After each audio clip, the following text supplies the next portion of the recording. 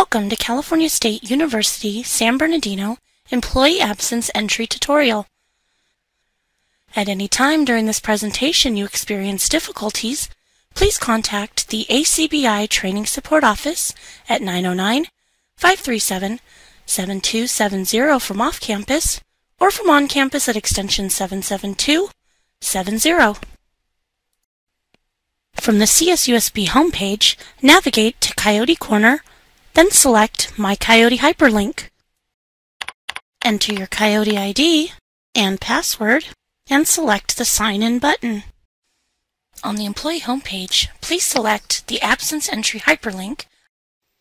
A list of positions you have held on campus will appear. Select the appropriate position hyperlink to begin entering time. This employee has both an active and terminated row. Always select an active record. If you have only had one position on campus, the Report and View Absences page will automatically appear.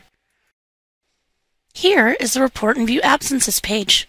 On this screen, we see the employee name and also two indicators, the employee ID and the employee record number. Next is your current job title and your job code. The last row is your department name and department code. This information is fixed. Should any of the information require updating, please contact your department's timekeeper. Below your personal information is the Click for Instructions hyperlink. Selecting this will provide you with some general direction on entering time. On the Report and View page, the beginning and end date defaults based on the current open absence calendar. In the Enter New Absence Event grid, use the drop-down list in the Absence Name column to begin reporting an absence. You will only be able to view the absence names that you are eligible for in your collective bargaining agreement or the CSU policy provisions. We will now go through some of the common absence types and brief descriptions. No leave taken is the default event and is an indication that no leave was taken for the time period. If this is the case, first select the Calculate Duration button, then select the Submit button.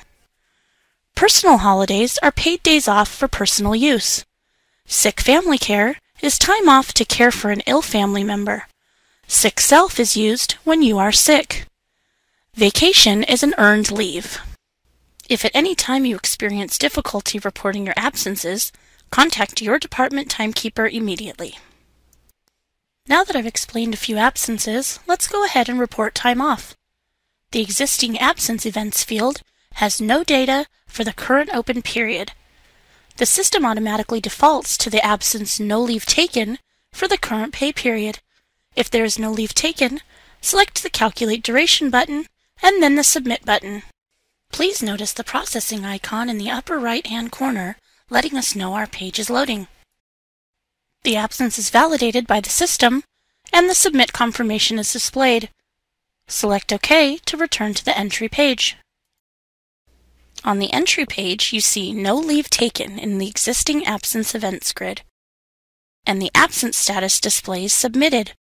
A submitted status indicates your entry was successful. Once No Leave Taken has been submitted for the current period, additional leaves for this period cannot be reported. If the monthly take has changed, select the trash can icon to delete the No Leave Taken row and enter the updated leave for the current period. Now we are going to report an absence. Using the drop-down to select an absence, we will select the Sick Family Care. To enter a begin date, select the calendar icon. Select the begin and end dates for the absence event. In the Partial Days column, the system defaults to None. Leave at None to report a full day absence. Select Partial Days to report less than a full day of leave. If you have any questions regarding partial days, contact your department timekeeper. In this example, you were absent less than your scheduled workday. Therefore, select the Partial Days drop-down menu. Enter the amount of hours you were absent in the Hours per Day field. The absence event appears as Sick Family Care. Make sure your balance covers the leave. If your balance does not cover the leave, stop and contact your department timekeeper for instructions. This absence requires a comment. You will not be able to move forward until a comment is entered. On leaves that require a comment, the system will automatically change the link from blue to red. We will now select the Add Comments link. When reporting certain leaves, a relationship must be identified in the comments. Please add a brief description after the colon and select Save Comments button. If you have any questions about the eligible relationships for leave, please contact your department's timekeeper. To report another absence before submitting, select the plus icon located to the right to add another absence. To delete an absence not yet submitted, select the minus icon. I will add an additional absence by selecting the plus icon. After doing so, repeat the same process to enter another absence. This time, we will be selecting vacation. After selecting the absence, the date of the absence needs to be selected. Selecting the begin date, the end date is automatically defaulted to the same date. If more days need to be reported, select a different end date. Selecting the Calculate Duration button is not required, but highly recommended. It is helpful to view that the calculation is reporting accurately in line with the employee work schedule. Next, we will select the Submit button. Select OK on the Submit confirmation screen. On the Report and View Absences page, the absences have been submitted in the existing absence events grid. Absence status submitted indicates employee reported successfully. Absence status reviewed indicates timekeeper has processed the entry. Absence status approved indicates the validator has verified the entry. Absence status finalized indicates the absence calendar is closed for the period. Confirm the absences are valid. If an absence was entered incorrectly, select the trash can icon at the end of the row.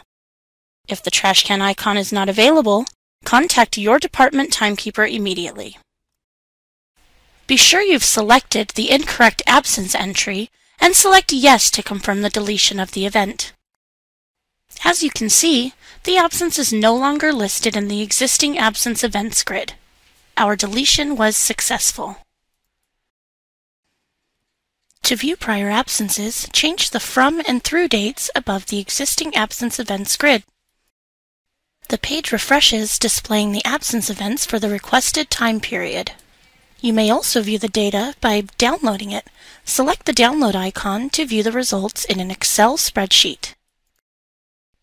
We have just reviewed Employee Self-Reporting Absence Entry tutorial. Contact your department's timekeeper for any additional information. Thank you, and have a great day.